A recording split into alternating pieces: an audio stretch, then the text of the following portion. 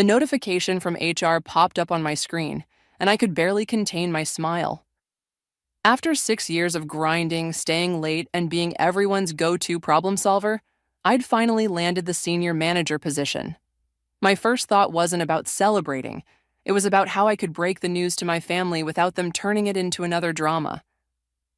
My name is Laura, and I'm the human glue holding the Evans family together, or their personal servant, depending on how you look at it. Laura!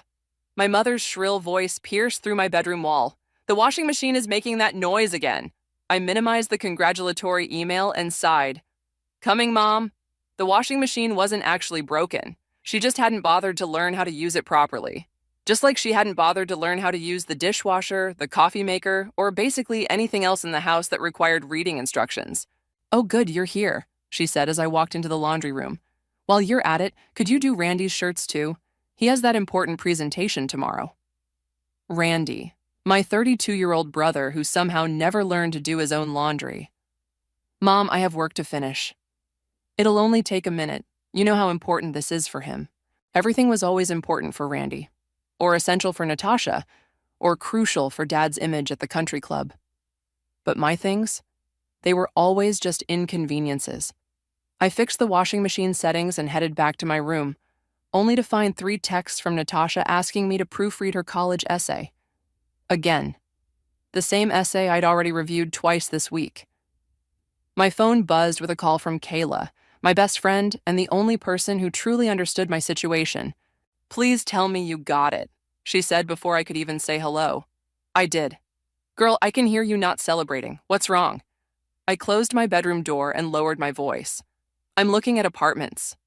Finally, where? Downtown, near the office.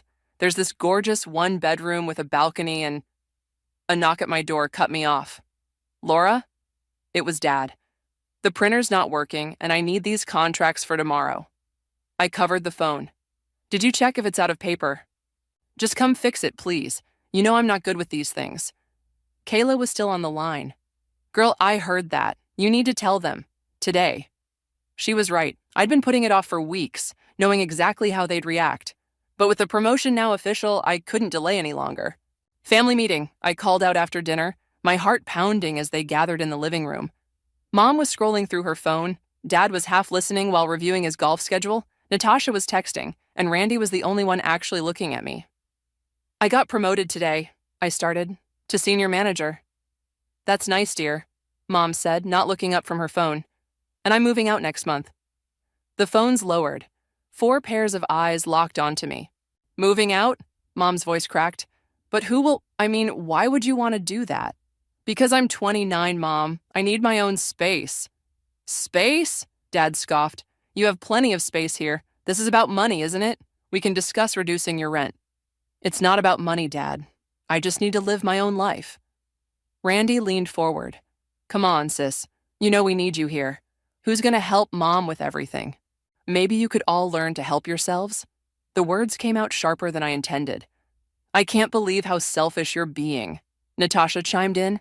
After everything this family's done for you, done for me, I wanted to laugh or scream. Instead, I stood up. My mind's made up. I'm moving out next month.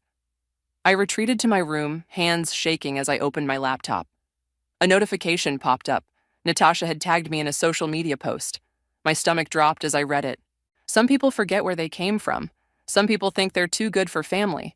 Guess blood isn't always thicker than water. Disappointed family betrayal. Comments were already flowing in. Mom had shared it. Dad had commented. Even Randy, who I thought might understand, had added his own passive-aggressive response. My phone buzzed again. Kayla calling. But I couldn't answer. My eyes were fixed on the screen, reading comment after comment, each one twisting the knife deeper. They wanted to talk about betrayal, about disappointment. My cursor hovered over the comment box as memories of that night 6 years ago flooded back. The night I took the fall for Randy's mistake. The night that changed everything. The secret I'd kept all these years. Maybe it was time they learned what real betrayal felt like. My phone wouldn't stop buzzing. Kayla had called 6 times, but I couldn't talk to anyone right now. I was too busy scrolling through the comments on Natasha's post, each one more infuriating than the last. Can't believe she'd do this to her own family. Some people just don't appreciate what they have. What kind of daughter abandons her parents? The bedroom door creaked open. Randy stood there looking apologetic. Hey sis, can we talk? About what? Your comment about how I'm throwing away years of family loyalty? I turned my laptop screen toward him. Or maybe Mom's post about her ungrateful daughter? He sat on the edge of my bed. Look, you know how they are. They're just shocked. Shocked? I laughed bitterly. They're shocked that their personal assistant wants a life of her own? That's not fair. Not fair? I pulled up the family calendar on my phone. Last week alone, I drove Natasha to 3 different college interviews, fixed Dad's presentation, organized Mom's charity event, and did your laundry twice. Tell me, Randy, when was the last time you did anything for this family except take? His face reddened. You know I've changed. I'm not that person anymore. No, you're worse. At least that person was honest about who he was. My phone buzzed again. Kayla. This time I answered, putting it on speaker just to make Randy uncomfortable. Girl, what the hell is happening? Kayla's voice filled the room. Your family's going full nuclear on social media.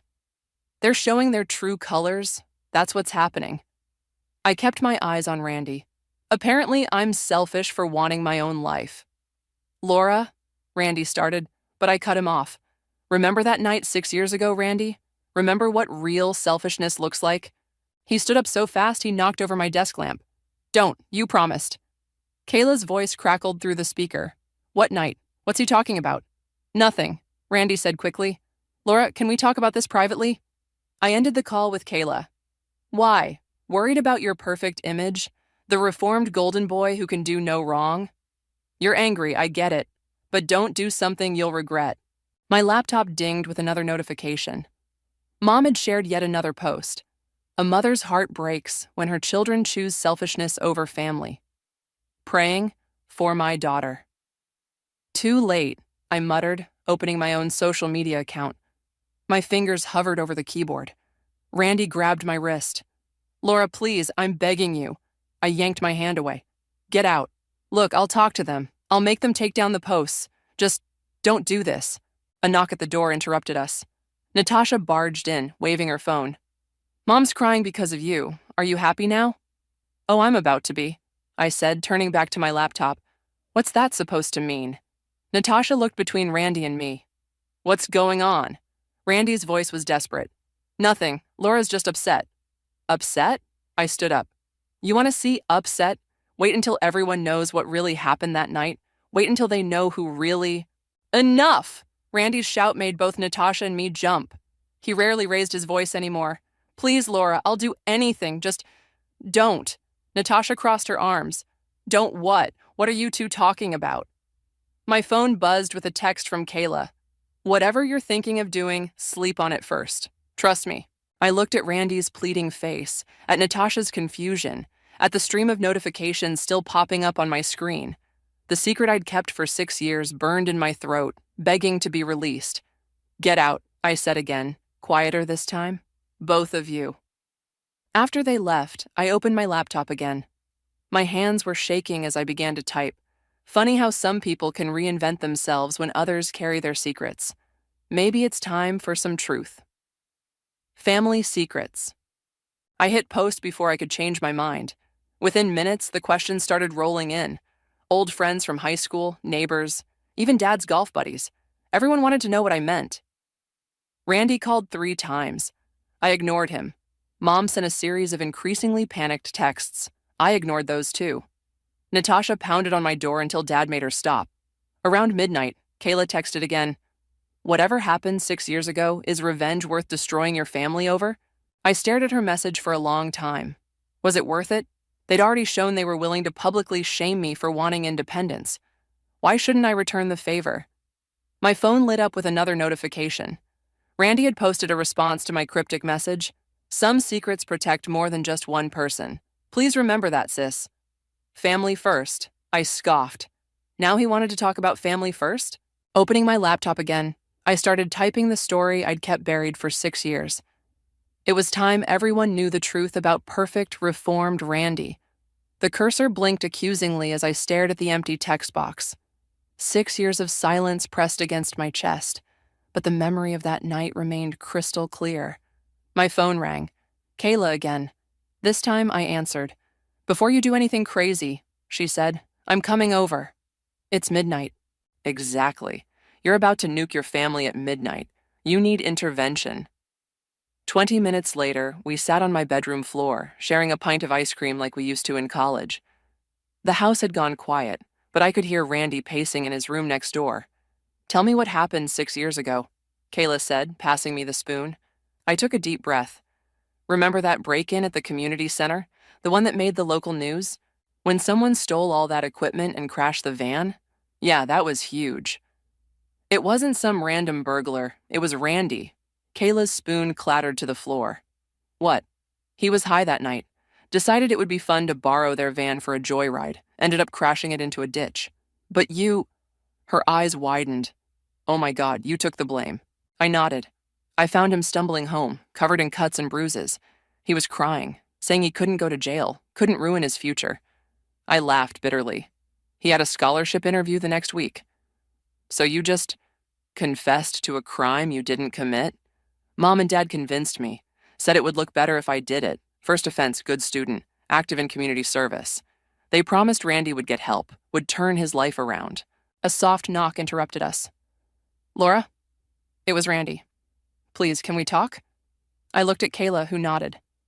"Let him in." Randy entered, looking as haunted as he had that night 6 years ago. "I saw you had company," he said, nodding at Kayla. "I can come back?" "She knows," I said.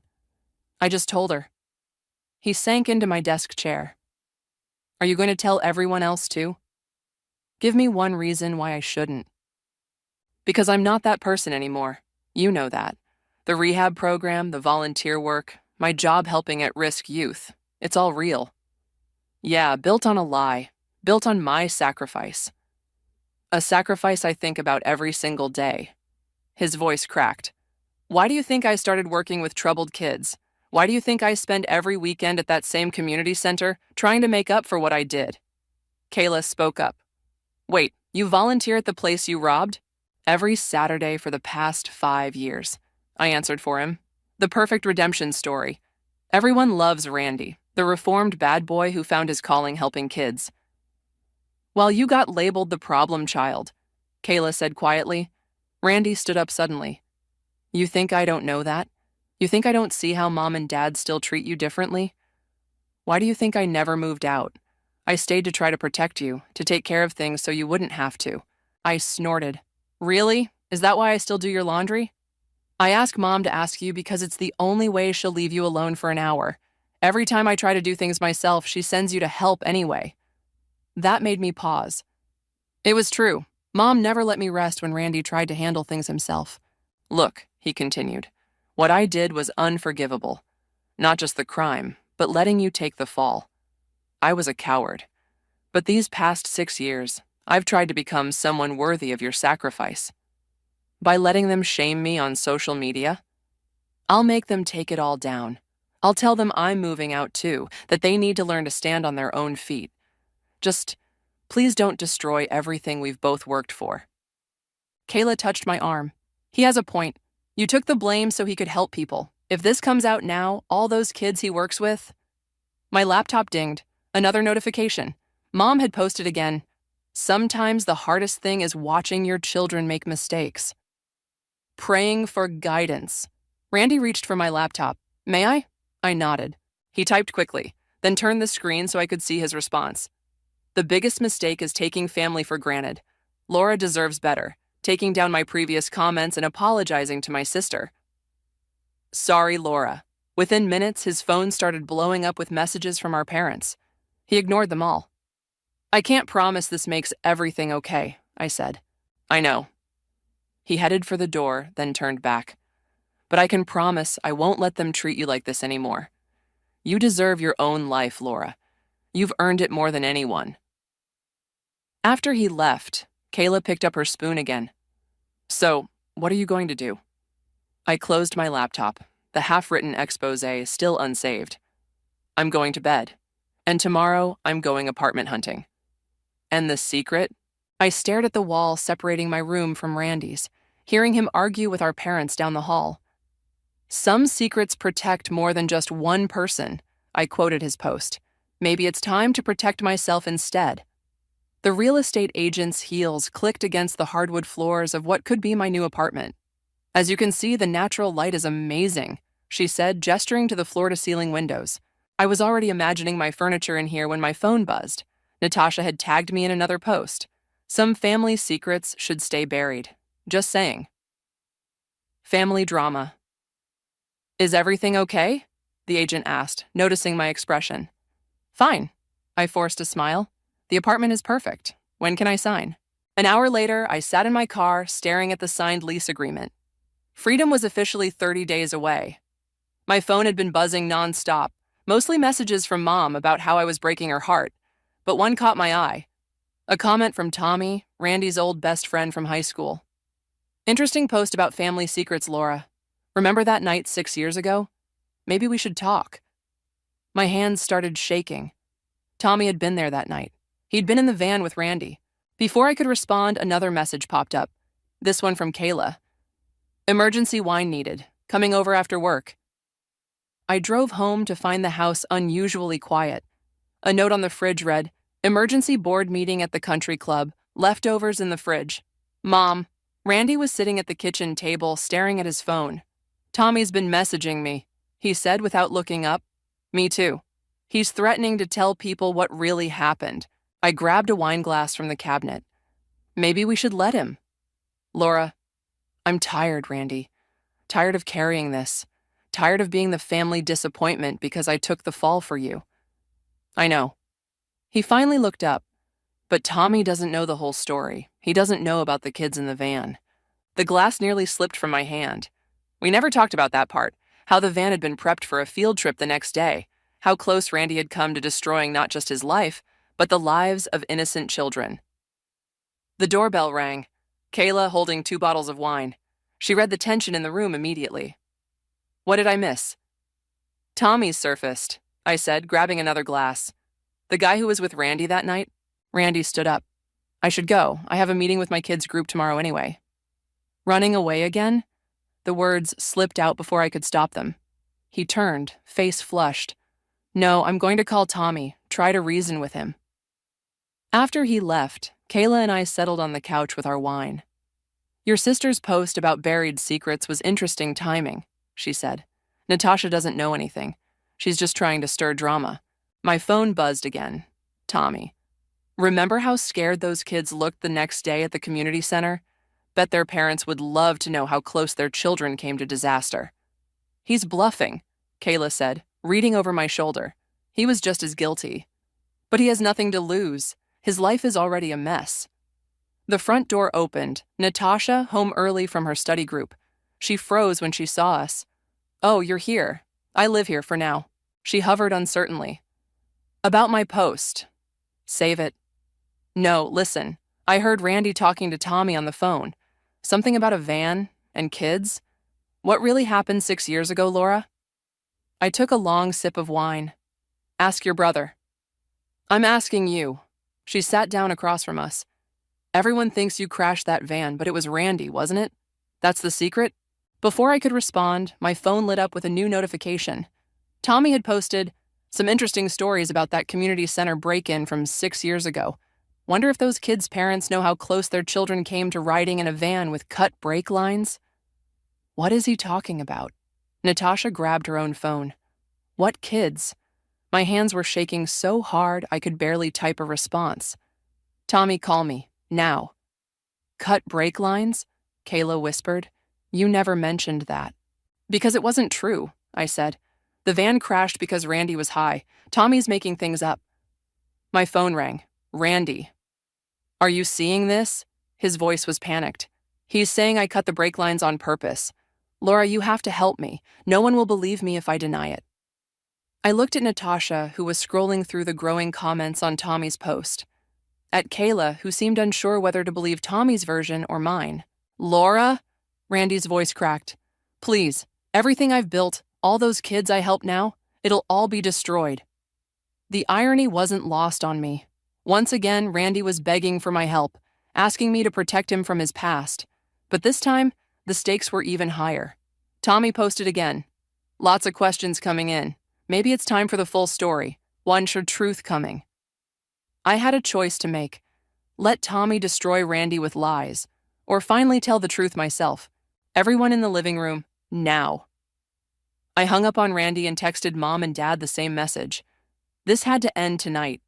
Within 15 minutes, they all filed in. Mom and Dad still in their country club attire, Randy looking pale, Natasha clutching her phone.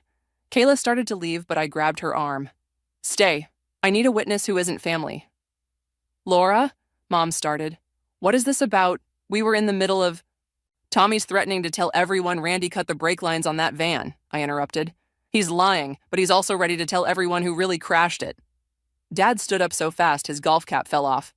We agreed never to discuss this. No, you ordered me never to discuss it. But now Tommy's spinning his own version, and it's worse than the truth. Randy's phone kept buzzing. He showed me the screen. Dozens of messages from kids he counseled, asking if the rumors were true. Tell them, Randy, I said. Tell them what really happened that night. He looked at our parents, then back at me. I was high. Tommy and I took the van for a joyride. I crashed it because I was too wasted to drive straight. And, I pressed. And Laura took the blame because I had a scholarship interview. Because I promised to get clean. His voice cracked. Because everyone thought she was the troublemaker anyway. Mom sank into her chair. We did what was best for the family.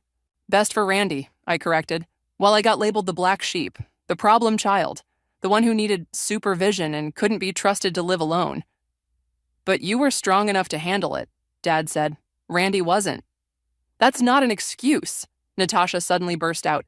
Do you know how messed up that is? You sacrificed one child to save another? Mom turned on her. You don't understand. Randy had potential. And Laura didn't, Kayla cut in. She just made senior manager at 29. What could she have achieved without a criminal record hanging over her? My phone buzzed again. Tommy, ready to tell everyone the truth about their precious youth counselor? I showed the message to Randy. Your call. We either tell the real story or we let Tommy tell his version. Randy stood up, hands shaking as he opened his social media app. I'll do it. Son, think about this, Dad warned. I have. Randy started typing. 6 years ago, I made a terrible mistake. I was high, I stole a van, I crashed it. My sister Laura took the blame to protect me. She carried that burden while I got clean and built a new life. But I can't let her carry it anymore. Randy, stop. Mom tried to grab his phone. No, Mom. Laura's right. The truth needs to come out. He hit post. The response was immediate. Notifications flooded in. Some expressing shock, others support, many anger. The community center board will see this, Dad said. Your job is working with at-risk youth, Randy finished, teaching them that actions have consequences, that the truth matters. What kind of counselor would I be if I kept hiding behind my sister's sacrifice? My phone lit up with a call from Tommy. I answered on speaker. Saw Randy's post, he said. Brave move, but he left out the part about... There is no other part, I cut in. The brake lines weren't cut. You know that. You were there. Silence on the line. Then, fine. But people still deserve to know what really happened. They do now. And Tommy? If you try to spread lies about brake lines or endangered kids, I have the original police report. Want to explain to everyone why you fled the scene and left Randy to crash alone? He hung up. Laura, Mom said softly, we really did think we were doing what was best. I know, but your best wasn't good enough. I pulled out my lease agreement. I'm moving out next month, and this time, no one's going to stop me. I'm moving out too, Randy said. It's time we all grew up. Natasha stood up. If everyone's making announcements, I'm transferring to the state university. It's cheaper and I can pay for it myself. No more depending on Mom and Dad's money or Laura's help. Mom started to cry. Dad just looked lost. Your father and I, we don't know how to do this without you both here. Then it's time you learned, I said, but gently this time. We can't be your crutches forever. As everyone filed out, Kayla squeezed my hand. You okay? I looked at my phone, at Randy's post with its hundreds of responses, at the truth finally set free. Yeah, for the first time in 6 years, I really am. Randy lingered in the doorway. Thank you. Not just for tonight, but for everything. Don't thank me, I said. Just live a life worth the sacrifice. He nodded, understanding at last the weight of both our burdens. His to become someone better, mine to finally let go. The community center parking lot felt smaller than I remembered. Randy's car was already there, parked next to the spot where the van had crashed 6 years ago. He stood by the entrance, surrounded by a small group of teenagers, his counseling group. Laura? One of the kids called out. Are you the sister from the Post? Marcus? Randy warned, but I waved him off. Yes, that's me. The kids exchanged looks. A girl with bright blue hair stepped forward. That was brave what you did, taking the blame to protect your brother. No, I said firmly. It wasn't brave. It was enabling. Sometimes protecting people means letting them face consequences. Randy cleared his throat. That's actually why I asked Laura to come today. We're talking about accountability. I followed them inside, where more teens sat in a circle of chairs. The room smelled of coffee and teenage anxiety.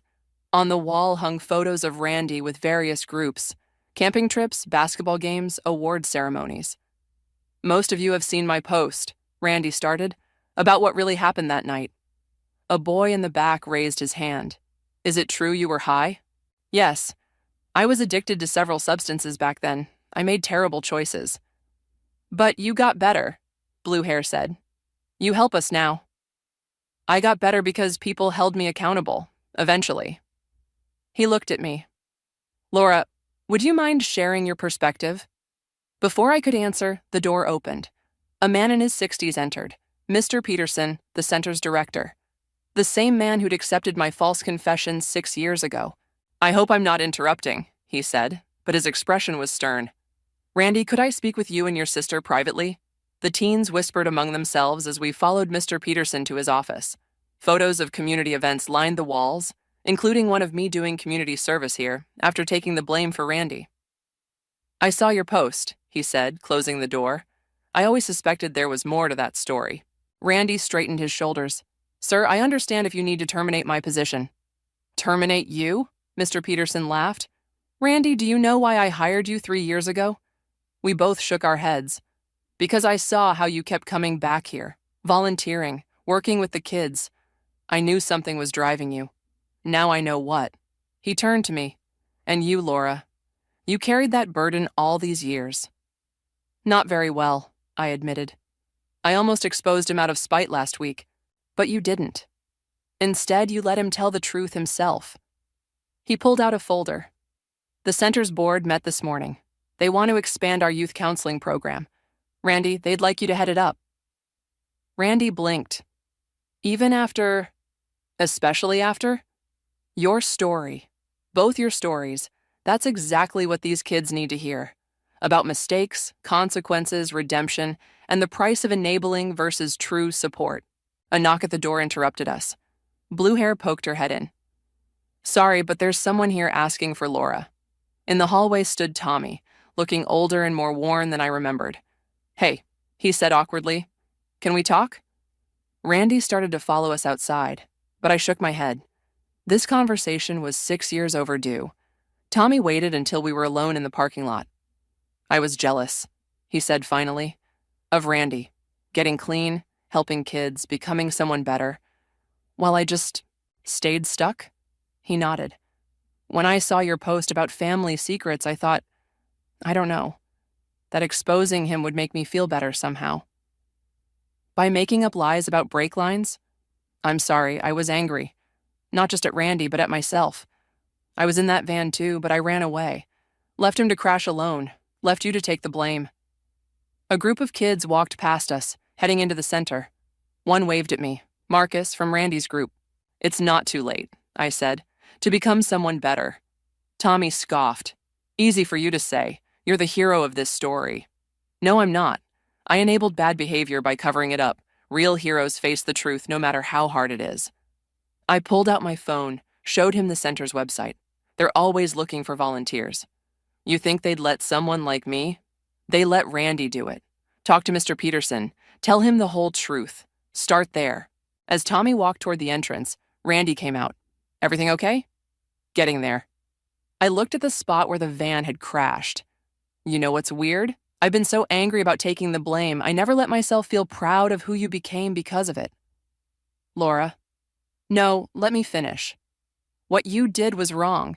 What I did was wrong too, in a different way. But what you're doing now?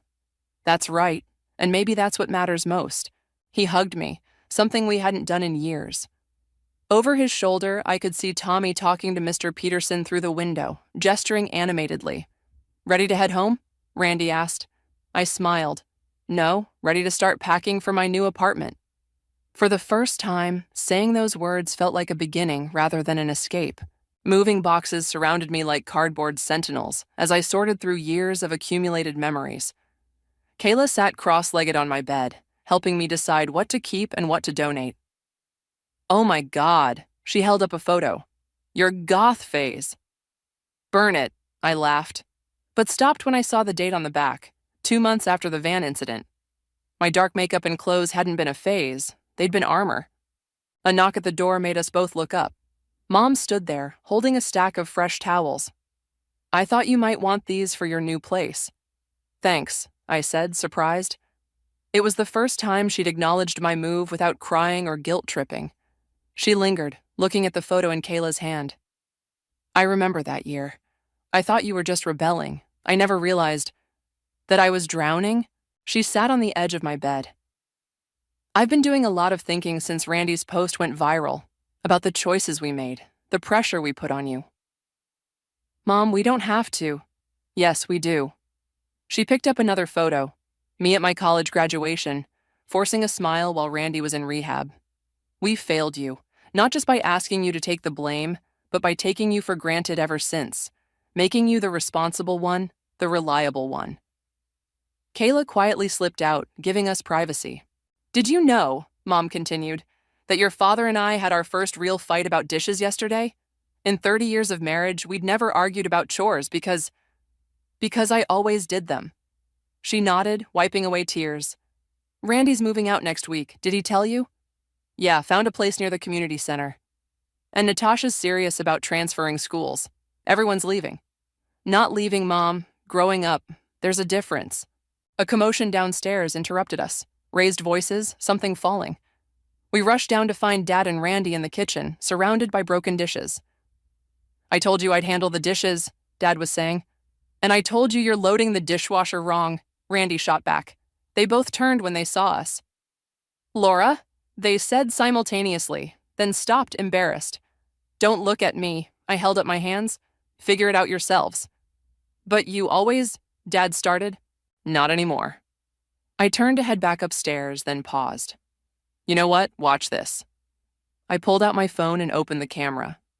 Say cheese. Laura, we're a mess, Mom protested. Exactly. I took the picture. Dad with soap suds on his golf shirt, Randy holding a broken plate, Mom still teary-eyed, all of us looking slightly chaotic. I posted it immediately. Family isn't about perfection. It's about growth, even when it's messy. Real family.